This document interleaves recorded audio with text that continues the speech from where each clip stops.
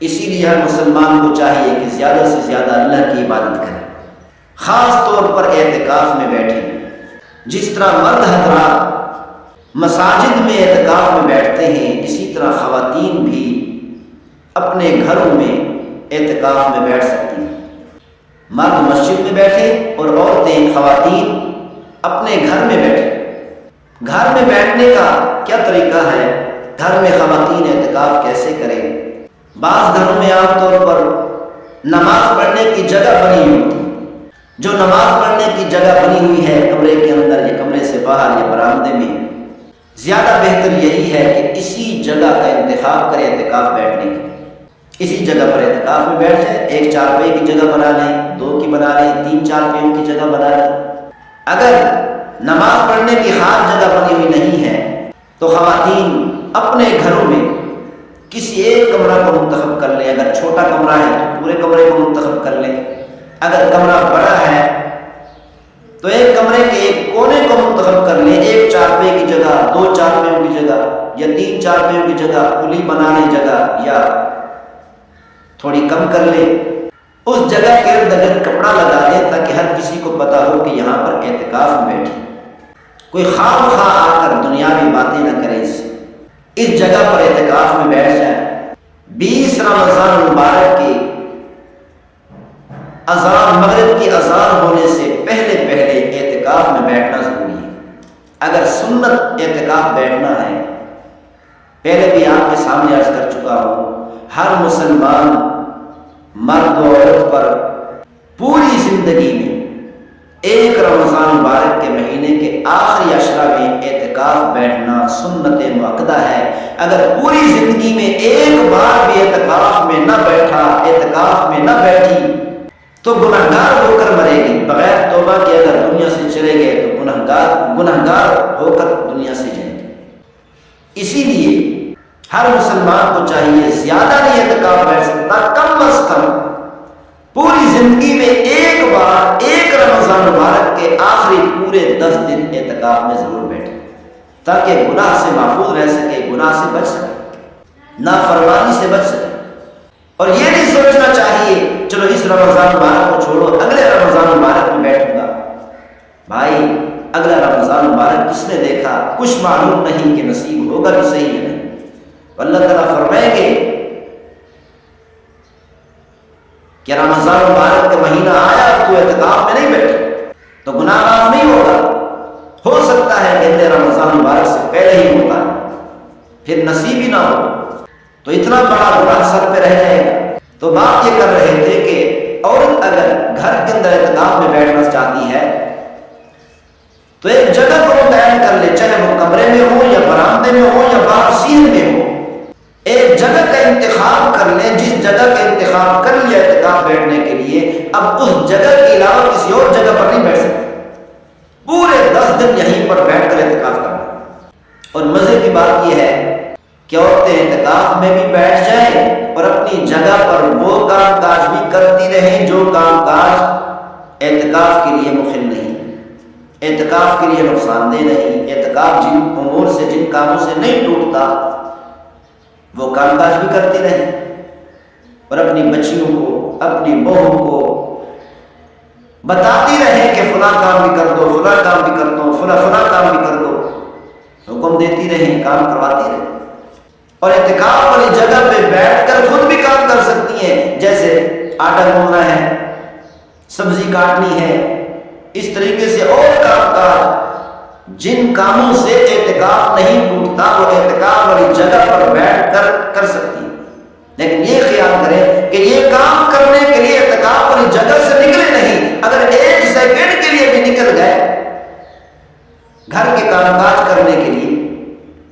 تو اعتکاف ٹوٹ جائے گا، سنت اعتکاف ختم ہو جائے گا۔ پھر جب بیٹھیں گی تو یہ نفل اعتکاف ہوگا، سنت اعتکاف نہیں ہوگا۔ ہاں اگر واش روم جانا ہے، واش روم کی ضرورت ہے، یہ تو ضروریات میں سے، اس سے اعتکاف نہیں ٹوٹتا۔ غسل واجب ہو گیا، غسل کرنے کے لیے نکلی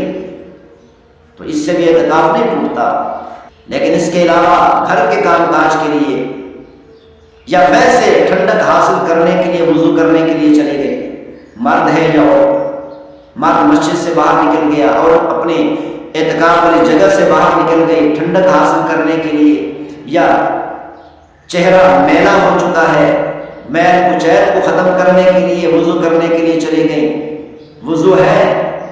لیکن میل کو ختم کرنے کے لیے صابن سے منہ دھونے کے لیے چلی گئی، مرد ہے یا عورت، مرد مسجد سے باہر چلا گیا،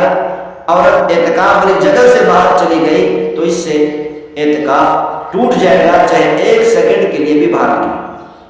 اس کا مطلب یہ ہے کہ سنت اعتکاف ختم ہو جائے گا، پھر آ کر جب بیٹھیں گے تو یہ نفل اعتکاف ہوگا، سنت اعتکاف نہیں ہوگا۔ اسی طرح 2 دن 3 دن اعتکاف بیٹھے، رمضان مبارک کے آخری عشرہ میں جسم پر میل کچیل محسوس ہونے لگی، جن کی عادت ہے کہ روزانہ نہانے کی، ان کو برداشت کرنا تھوڑا مشکل ہو جاتا ہے، تو میل کچیل کو ختم کرنے کے لیے غسل واجب نہیں، میل کچیل کو ختم کرنے کے لیے غسل کرنے کے لیے چلے گئے، مرد ہے یا عورت، مرد مسجد سے باہر نکل گیا، عورت اعتکاف والی جگہ سے باہر نکل گئی، چاہے ایک سیکنڈ کے لیے بھی باہر نکلی تو سنت اعتکاف ختم ہو جائے، اعتکاف ٹوٹ جائے۔ ہاں، اعتکاف والی جگہ پر ایسی کوئی ترتیب بنا لے عورتیں کہ وہیں پہ بیٹھ کر غسل کر لے، ٹھنڈک حاصل کرنے کے لیے، میل کچیل ختم کرنے کے لیے۔ اسی طرح مرد حضرات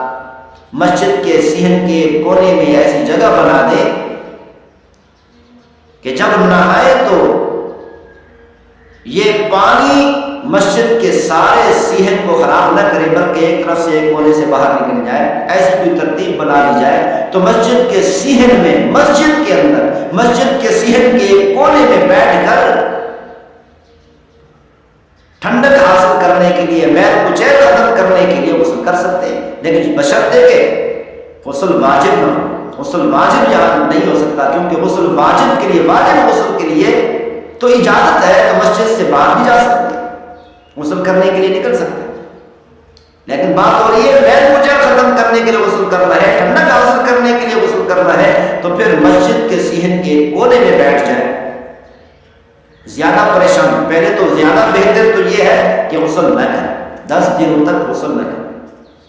ٹھنڈک حاصل کرنے کے لیے، میل کچیل ختم کرنے کے لیے غسل نہ کرے، غسل واجب ہے تو صرف وہ غسل کرے بس۔ اگر زیادہ پریشانی ہے تو اس کا یہی طریقہ ہے جو بتایا ہے کہ مسجد کے کونے میں نیچے شاور رکھ دیں، اور شاور کو اس طریقے سے رکھیں، سیٹوں سے اینٹیں رکھ دیں تاکہ پانی باقی صحن میں نہ آئے، تو وہیں بیٹھ کر جو ہے نا غسل کر لیں، نہا لیں، میل کچیل ختم کر لیں، جسم کو صاف کر لیں، ٹھنڈک حاصل کر لیں، اس طریقے سے ہو سکتا ہے۔ شریعت میں مشکل نہیں ہے،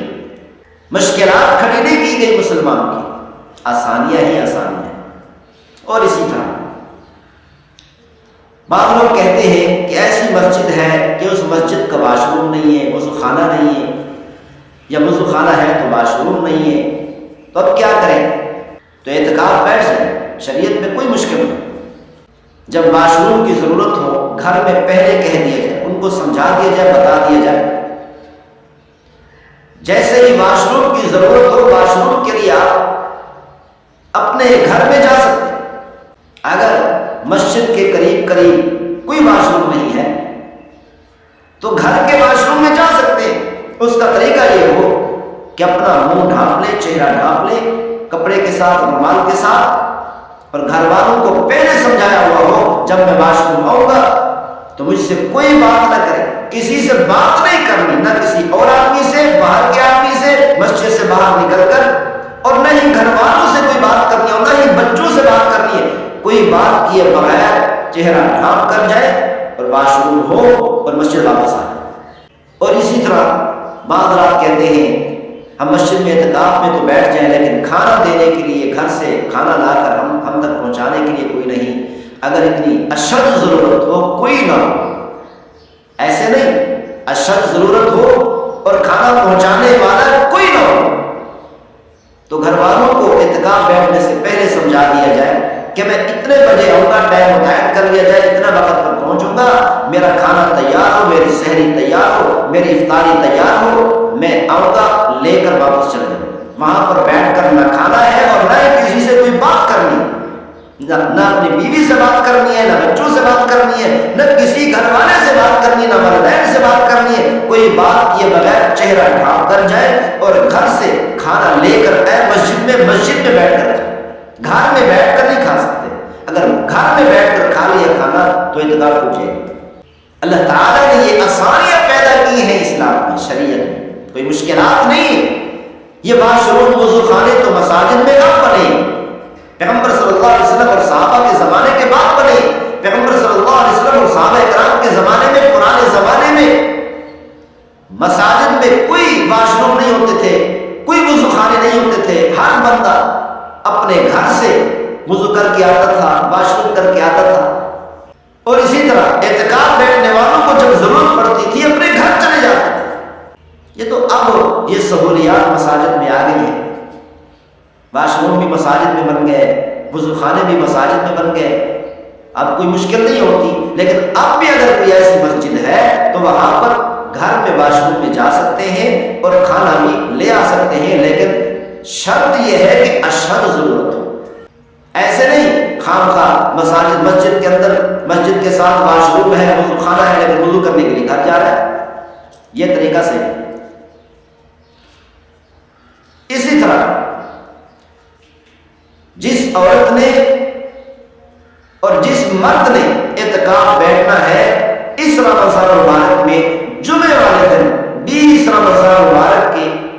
مغرب کی اذان سے پہلے عورت اپنے اعتکاف والی جگہ میں ہو، مرد مسجد میں ہو جس مسجد میں اعتکاف بیٹھے، اعتکاف والی مسجد میں ہو،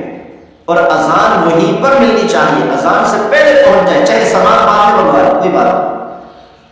لیکن خود وہاں پر اذان سے پہلے پہنچنا ہے، اذان اعتکاف والی جگہ میں۔ ہاں اگر مغرب کی اذان سے پہلے اعتکاف والی جگہ پر اعتکاف کی نیت سے پہنچ گیا لیکن بعد میں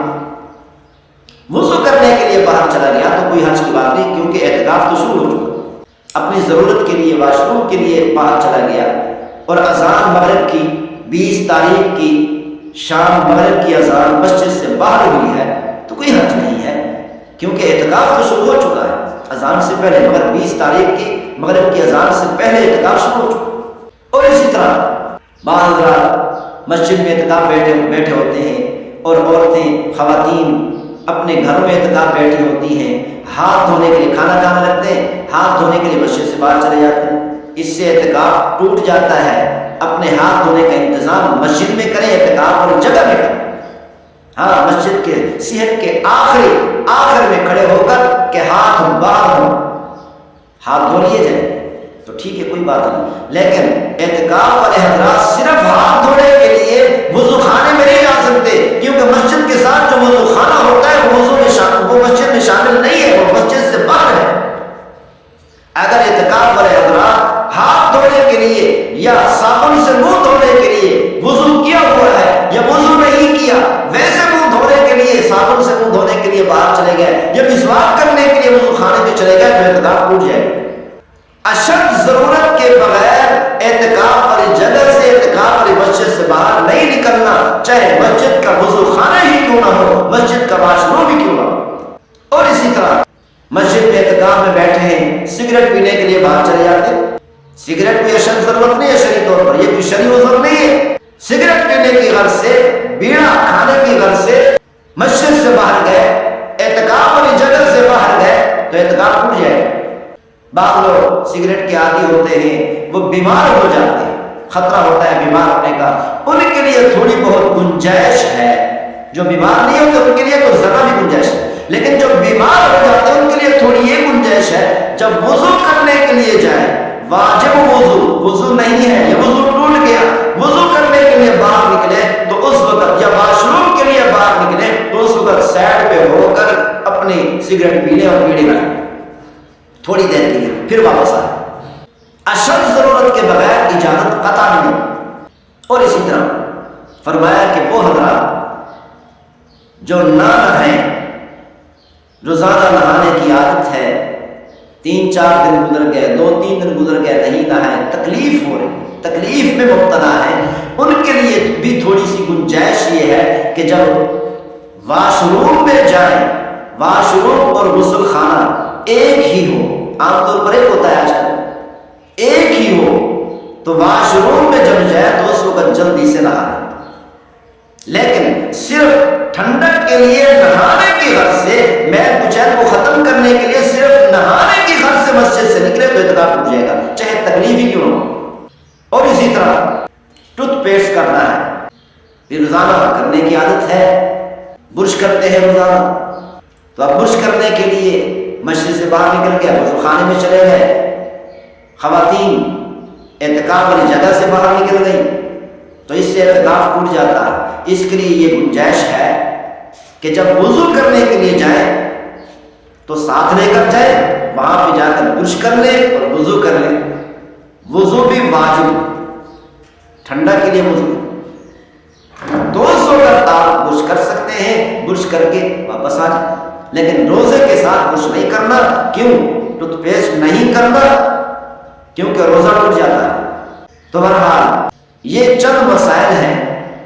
ان مسائل کا خاص طور پر خیال رکھنا چاہیے۔ یہ ایسے مسائل ہیں جن مسائل کے نہ جاننے کی وجہ سے خواتین کا اعتکاف ٹوٹ جاتا ہے، پتہ نہیں ہوتا، مرد حضرات کا اعتکاف ٹوٹ جاتا ہے، پتہ نہیں ہوتا۔